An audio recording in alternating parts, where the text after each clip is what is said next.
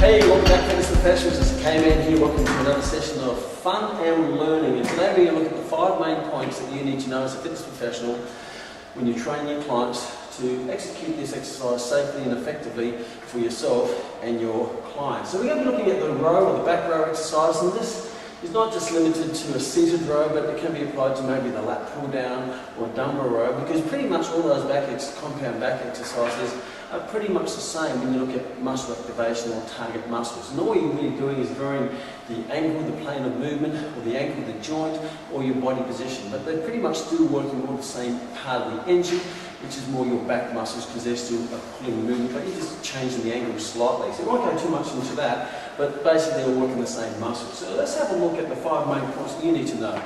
Now, this is a machine, which is fantastic, but always remember that a machine does have some limitations due to the fact that it's not always as functional as, say, free weights, unless if you're a transformer or your Ironman, then the machine will be applicable because you live your life in a machine, but in rush, mere humans and mortals, we actually don't live in machines, we have to carry our own body weight.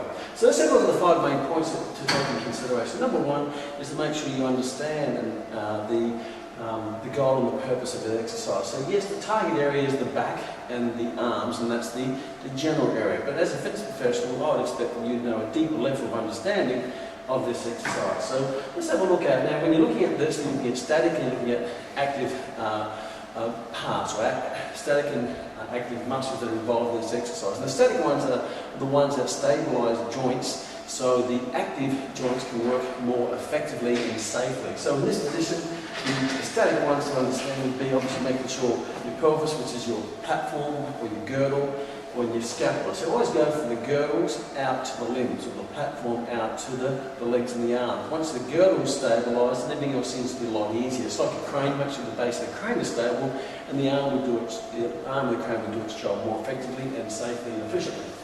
So from here, you look at the static joints would be your pelvis. Not much of your pelvis is in its natural position, slightly anterior with a natural lumbar curve, and the muscles that stabilise that will be, from a pelvic point of view, will be your rectus abdominis, and your external obliques will stabilise the pelvis. Then you're looking at your lower back joints, which is your inner vertebral joints and your lumbar spine, and that will be stabilised by your transverse abdominis and your meticulous muscles that lock each one of them in. So that's in good posture.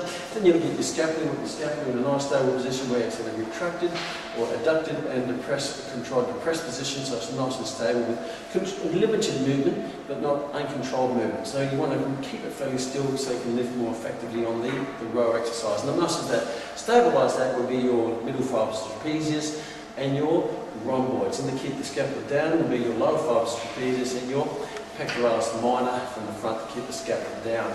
Then you look at your active joints, which will be your glenohumeral joints. We've looked at the scapulothoracic joint, which is static. Now you look at your active joints, which is your glenohumeral joint, in your elbow shoulder movement. So in a row position, the glenohumeral joint is going into extension, and the muscles are involved in extension of the shoulder joint will be your latissimus dorsi, it will be your teres major, it will be your deltoid, and it will be also your long-headed tricep that's involved in extension of the shoulder joint.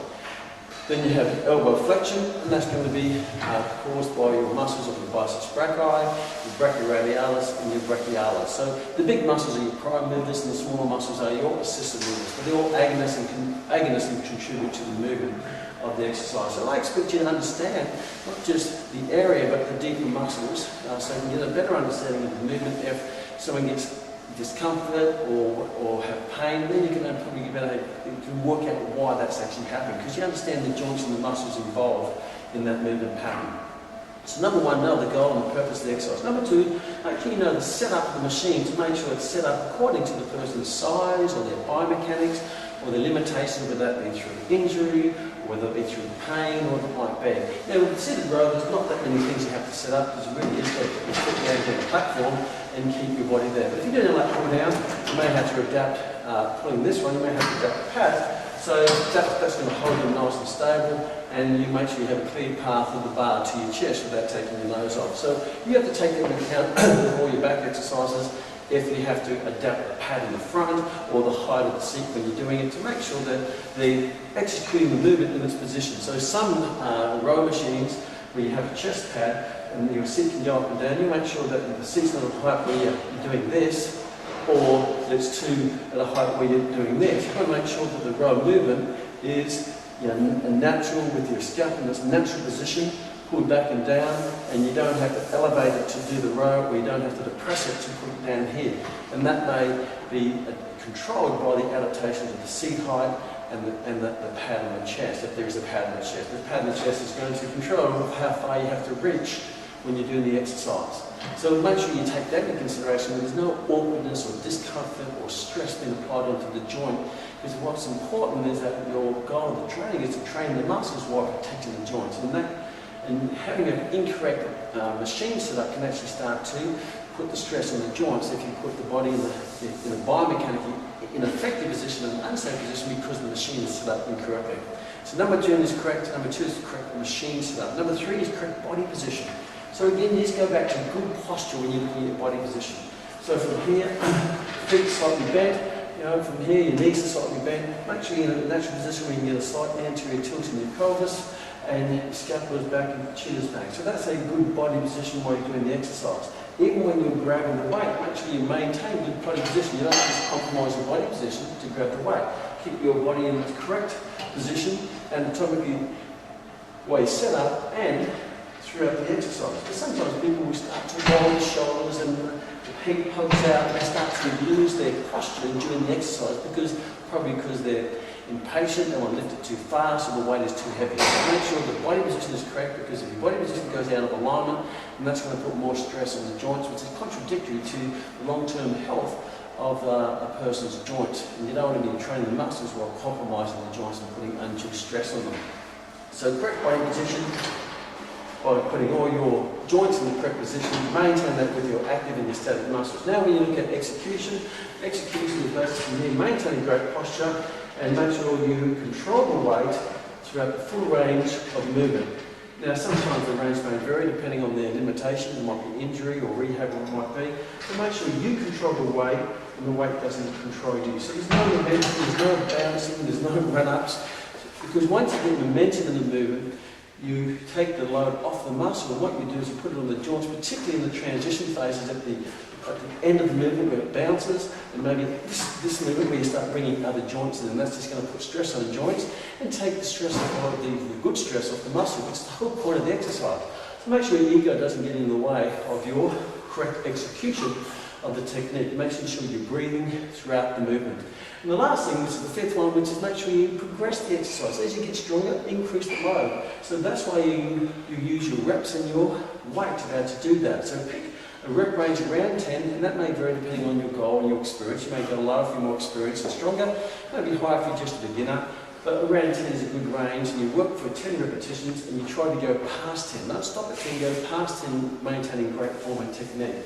And once you go past 10 repetitions, that means you're strong enough to put the weight up. So the goal is not just stop at 10, do as many as you can that's comfortable while maintaining good form and technique and posture.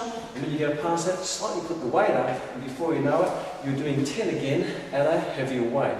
Now when you get past 10, you put the weight up, they may pop you back down to 8 or 9, and the goal is to get past that 10 again. And that's called progression, but you're using those reps as a target to increase the weight. That's the trigger point to increase the weight. Before you know it, you're doing more weight for 10 repetitions that you did at the start. It means you're stronger, and now you're closer to achieving your goal. Another way to progress the exercise is maybe progress it to a more complex exercise, such as lat pull downs or chin-ups or dumbbell rows. But the more complex doesn't mean it loads the muscle anymore, it just means it's slightly different. It may require more stabilisers, it might be more specific to your goal, it might be more related to your sporting movement that you're training for. So you don't always have to change the exercises for the sake of change, but make sure you change it for a purpose and a reason which is going to be closer to your desired outcome. So you can progress through weights, if you progress through the sets and loads, and you progress through complexity if that is required. So quickly to wrap up, number 1 is know the purpose and the goal of the exercise. Number 2, make sure you know the correct setup of the machine according to the person's limitations and goals. Number 3 is to make sure that you have maintained good posture and body position in the exercise for nice and safety and effective training.